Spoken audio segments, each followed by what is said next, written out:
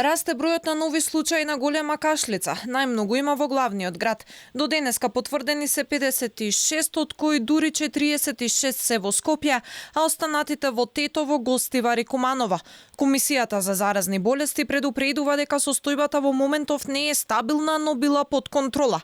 Меѓу случаите се појавуваат пациенти и кои имаат над 14 години, а возрастните заразени лица се на возраст до 49 години, но најризична категорија се малите деца. 14 се деца под една година, а 9 дополнително се на возраст од 1 до 4 години. Вкупно од сите 56 случаи, 16 се невакцинирани, 12 се некомплетно вакцинирани.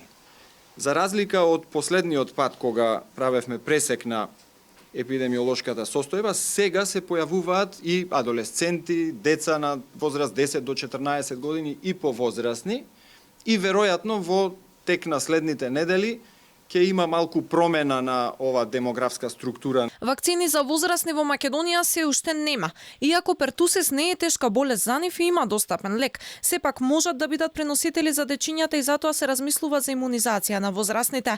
Комисијата за заразни болести очекува вакцините да пристигнат наредната недела.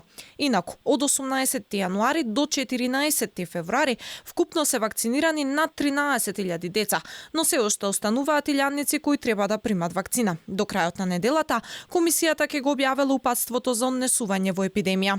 И уште дискутиравме малку за тестирањето, за начинот на организација на тестирањето, за што повеќе лаборатории од јавното здравство да бидат спремни да одговорат на барањата, на барањата за тестирање, така што во следниве денови, навистина брзо очекуваме овде да се реагира, да се проценат лабораториите кои исполнуваат услови за воведување на ова тестирање, исто така да се назначи, да се формира една референтна лабораторија, државна, во која би можеле да се потврдуваат случаите на пертусис позитивни од приватни лаборатории.